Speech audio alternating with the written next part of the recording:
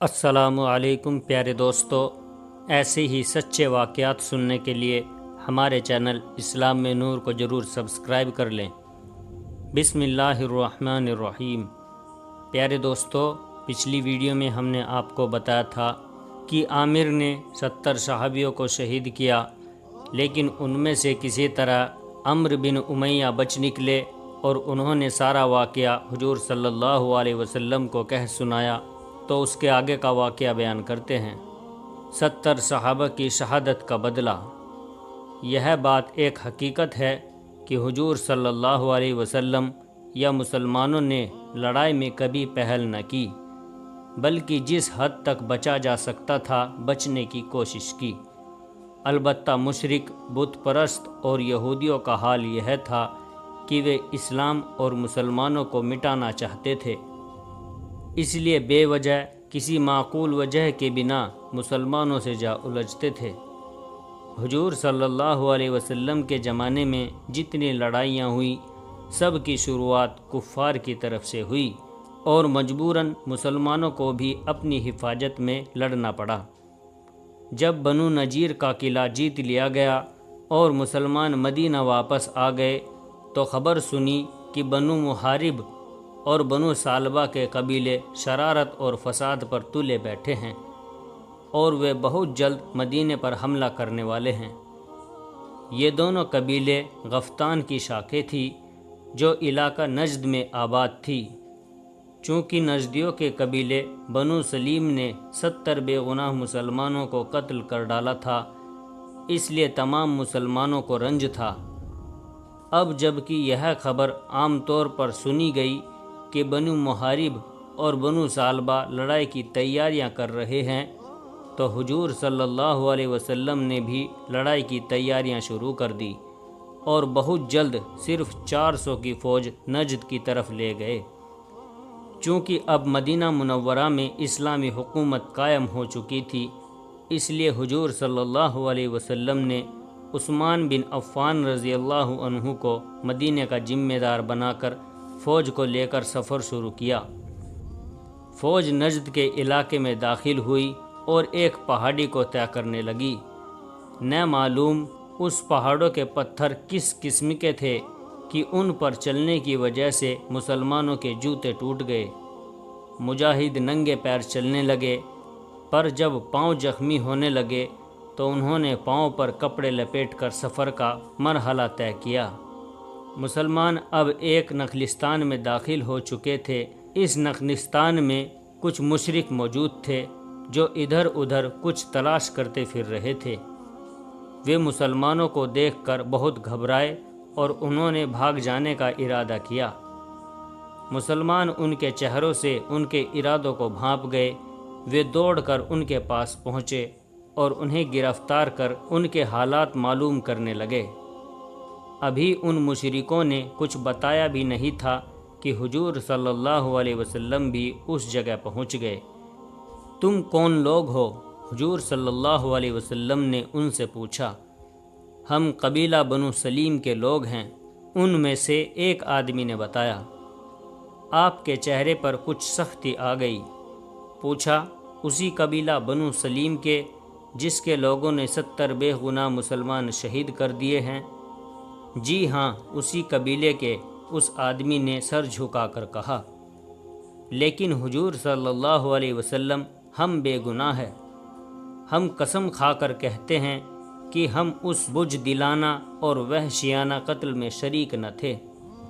جب مسلمانوں کو معلوم ہوا کہ یہ اس قبیلے کے لوگ ہیں جس نے 70 بے گناہ مسلمانوں کو نہایت بے دردی سے قتل کر ڈالا تھا، تو سب جوش و غضب میں بھر گئے اور غضبناک نگاہوں سے انہیں دیکھنے لگے۔ بنو سلیم کے ان آدمیوں نے مسلمانوں کی گیج بھری نگاہیں دیکھی، وہ اپنی زندگیوں سے مایوس ہو گئے۔ حضور صلی اللہ علیہ وسلم نے پوچھا، تم یہاں کیا کر رہے تھے؟ حضور صلی اللہ علیہ وسلم، ایک آدمی نے کانپتی آواز میں جواب دیا، یہاں بنو محارب اور بنو سالبہ کی فوج موجود تھی جو مسلمانوں کے آنے کی خبر سن کر فرار ہو گئی۔ ہم یہاں اس لیے آئے تھے کہ شاید وہ لوگ کچھ چیزیں چھوڑ گئے ہوں، انہیں پا سکے، لیکن کیا؟ حضور صلی اللہ علیہ وسلم نے پوچھا۔ لیکن نہیں جانتے تھے کہ موت ہمیں نخلستان میں لیے جاتی ہے۔ اس آدمی نے کہا، اے مسلمانوں کے ہادی، اے مدینے کے بادشاہ، ہم سب بے قصور ہیں، ہمیں معاف کر دو۔ یہ کہتے ہی وہ آدمی رونے لگا اور اس کے ساتھی بھی رونے لگے۔ بدبخت بزدلو، حضرت عمر رضی اللہ عنہ نے جوش میں آ کر کہا، اب موت کو قریب دیکھ کر روتے ہو؟ جب تمہاری قوم مسلمانوں کو قتل کر رہی تھی، اس وقت انجام کار کی خبر نہ تھی؟ ایک آدمی نے سسکیاں بھرتے ہوئے کہا، ہم خبردار نہ تھے، فوری جوش میں ہمیں اندھا کر دیا تھا۔ عامر، ہاں بدبخت اور بدماش عامر نے ہمارے قبیلے کو بھڑکا دیا تھا اور ہم نے ناسمجھی سے 70 بے گناہ مسلمانوں کو قتل کر ڈالا، مگر حضور صلی اللہ علیہ وسلم ہمارے قبیلے میں پھوڑے والی بیماری پھوٹ پڑی اور ہر وہ آدمی مر گیا جو مسلمانوں کے قتل میں شریک تھا۔ منحوس عامر بھی اسی بری مرض کا شکار ہو گیا۔ اس آدمی کا گلا بھر آیا۔ اس نے آگے کہا، اس خدا نے جس کی تم پوجا کرتے ہو مسلمانوں کا بدلہ لے لیا، تم ہم پر رحم کرو۔ ہمارے چھوٹے چھوٹے بچے حضرت ابو بکر رضی اللہ عنہ کو تیش آ گیا، بولے، بدبختو، اب روتے ہو، موت قریب آ گئی ہے۔ نہیں صدیق، حضور صلی اللہ علیہ وسلم نے فرمایا، انہیں کچھ نہ کہو، ان کے قتل کرنے سے کیا فائدہ، ان کے بچے یتیم ہو جائیں گے۔ حضور صلی اللہ علیہ وسلم اس قدر خدا ترسی، حضرت علی رضی اللہ عنہ بولے، ہر اس آدمی پر جو رحم کی طلب کرتا ہو مہربانی کرو، خاص طور سے ان دشمنوں پر جو عاجزی دکھائے، یہ بھی ایمان کا ایک حصہ ہے۔ حضور صلی اللہ علیہ وسلم نے فرمایا، کرو مہربانی تم اہل جمی پر، خدا مہرباں ہوگا عرش بری پر۔ ہم حضور صلی اللہ علیہ وسلم کے فرما بردار ہیں۔ حضرت علی رضی اللہ عنہ نے کہا، جو حکم ہوگا ہم اسی کی تعمیل کریں گے، انہیں آزاد کر دو۔ حضور صلی اللہ علیہ وسلم نے فرمایا، بنو سلیم والوں کو فوراً چھوڑ دیا گیا، وہ دعائیں دیتے ہوئے چلے گئے۔ چونکہ یہ معلوم ہو گیا تھا کہ بنو محارب اور بنو سالبہ فرار ہو گئے ہیں، اس لیے اسلامی فوج واپس ہو گئی۔ جیسا کہ پہلے کہا جا چکا ہے کہ احد کے چلتے وقت ابو سفیان بدر پر لڑائی کی دعوت دے گیا تھا۔ چونکہ سال ختم ہو چکا تھا، اس لیے مکہ سے خبر آنے لگی کہ قریشی مکہ لڑائی کی بڑی تیاریاں کر رہے ہیں، اس لیے حضور صلی اللہ علیہ وسلم نے بھی تیاریاں شروع کر دی۔ کچھ ہی دنوں بعد معلوم ہوا کہ مکہ کے بہترین بہادر اور جنگجو لوگ ابو سفیان کی سرکردگی میں بدر کی طرف چل رہے ہیں۔ ساتھ ہی یہ خبر گرم ہوئی کہ اس بار کفار مکہ بڑی سج دھج اور بھاری ساز و سامان کے ساتھ آئے ہیں، اور ان کا ارادہ فیصلہ کر دینے والی لڑائی کا ہے۔ یا تو اس لڑائی میں اسلام اور مسلمانوں کا خاتمہ ہو جائے گا یا مکہ کے مشرکوں کا۔ ان خبروں کو کفار مکہ بڑھا چڑھا کر بیان کرتے تھے۔ عبداللہ بن ابی منافق مسلمانوں کو ڈراتا پھر رہا تھا، یہودی بھی بغلے بجا رہے تھے۔ مکہ سے ایک آدمی نعیم بن مسعود آیا تھا، وہ مدینے کا رہنے والا تھا۔ اسے عبداللہ بن ابی نے مکہ بھیجا تھا تاکہ وہ ابو سفیان کو لڑائی پر ابھارے۔ اس نے بیان کیا کہ سارا مکہ اور سارا مکہ کے پڑوس کے تمام قبیلے ابھر آئے ہیں۔ اتنی بھاری فوج اور اتنے ساز و سامان سے لدی ہوئی فوج عرب کی دھرتی پر کبھی نہ آئی ہوگی، جیسا کہ بدر کی طرف سے آ رہی ہے۔ یہ قدرتی بات تھی کہ مسلمان ان خبروں کو سن کر فکر و تردد میں پڑ جاتے۔ چنانچہ مسلمان کچھ فکر مند ہونے لگے۔ حضرت عمر رضی اللہ عنہ مسلمانوں کی چنتا دیکھ کر بگڑ گئے۔ وہ حضور صلی اللہ علیہ وسلم کی خدمت میں حاضر ہوئے اور جا کر بیٹھ گئے اور کچھ دیر بعد بولے، کیا آپ نے تمام واقعے سن لیے جو مدینہ کے کوچے کوچے میں مشہور ہو رہے ہیں؟ کیسے واقعے؟ حضور صلی اللہ علیہ وسلم نے پوچھا۔ کفار مکہ کی حملہ آوری۔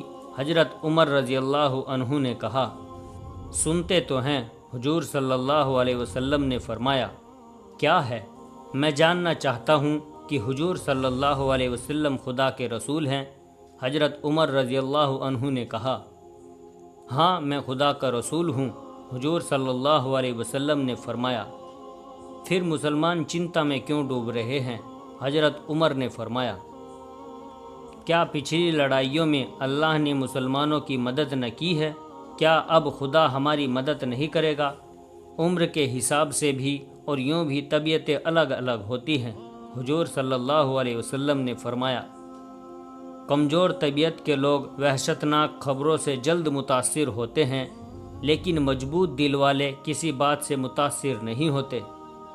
کیا حضور صلی اللہ علیہ وسلم نے لڑائی کا ارادہ بدل دیا ہے؟ حضرت عمر رضی اللہ عنہ نے پوچھا۔ عمر، اگر کوئی ایک آدمی بھی میرے ساتھ نہ چلے گا، میں جب بھی تنہا وعدے کے مطابق پہنچ جاؤں گا۔ حضور صلی اللہ علیہ وسلم نے فرمایا۔ حضرت عمر رضی اللہ عنہ اپنا اطمینان کر کے چلے آئے۔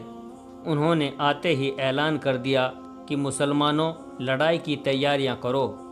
حضور صلی اللہ علیہ وسلم نے فرما دیا ہے کہ اگر تم میں سے ایک آدمی بھی نہ جائے گا، تب بھی میں کفار مکہ کے مقابلے بدر نامی جگہ پر جاؤں گا۔ یہ کیسے ممکن تھا کہ حضور صلی اللہ علیہ وسلم لڑائی کے لیے تشریف لے جاتے اور آپ کے صحابہ پیچھے رہ جاتے؟ اس لیے سب نے ایک اعلان کے سنتے ہی تیاریاں شروع کر دی۔ جب حضور صلی اللہ علیہ وسلم نے فوج کو روانگی کا حکم دیا تو 1500 مجاہد اسلامی جھنڈے کے نیچے جمع ہو گئے۔ مسلمانوں کی اتنی بڑی فوج اس سے پہلے کبھی نہ گئی تھی۔ مدینے کے کفار اور یہودی اس بھاری فوج کو دیکھ کر حیران رہ گئے۔ عبداللہ بن ابی منافق اس لڑائی میں شریک نہ ہوا، بلکہ اس نے صاف کہہ دیا کہ بدر میں مرنے کے لیے کون جائے۔ اسلامی فوج بڑی شان سے کوچ کرتی ہوئی بدر میں پہنچی۔ اس شاندار فوج کی تمام عرب میں دھوم مچ گئی۔ جس طرف سے یہ فوج گزری، قبیلوں نے خوف و ہراس کی نظروں سے اسے دیکھا۔ اس فوج کی تعداد اور سامان کی خبریں ابو سفیان اور اس کی فوج والوں کو بھی پہنچ گئی۔ سفیان کی ہمت چھوٹ گئی اور وہ اسکان تک آ کر نہایت خوف و ہراس کی حالت میں مکہ کی طرف بھاگ گیا۔ جب یہ فوج مکے میں داخل ہوئی تو عورتوں نے طعنہ دیا کہ صرف ستو پینے گئے تھے، لڑنے کے لیے نہیں گئے تھے، ورنہ مر جاتے۔ لیکن مسلمانوں سے ڈر کر بغیر لڑے بھیڑے ہرگز نہ آتے۔ مسلمان ایک ہفتے تک کفار مکہ کا انتظار کرتے رہے۔ 8ویں دن ایک آدمی معبد خزائی نے آ کر اطلاع دی کہ مشرکوں کی فوج اصفہان سے واپس لوٹ گئی ہے۔ مجبوراً اسلامی فوج بھی لوٹ آئی۔ اس لڑائی کا نام بدر صغریٰ ہے۔ یہ آخری مہینے رجب سن 4 ہجری کا واقعہ ہے۔ پیارے دوستو، اس کے آگے کا واقعہ ہم جلد ہی آپ کے سامنے پیش کریں گے، اور ویڈیو اگر اچھی لگی ہو تو ویڈیو کو لائک اور شیئر کیجئے، اور ہمارے چینل اسلام میں نور کو ضرور سبسکرائب کر لیں، اور جاتے جاتے ہمیں اپنا ایک پیارا سا کمنٹ ضرور کر دیں۔ السلام علیکم ورحمۃ اللہ وبرکاتہ۔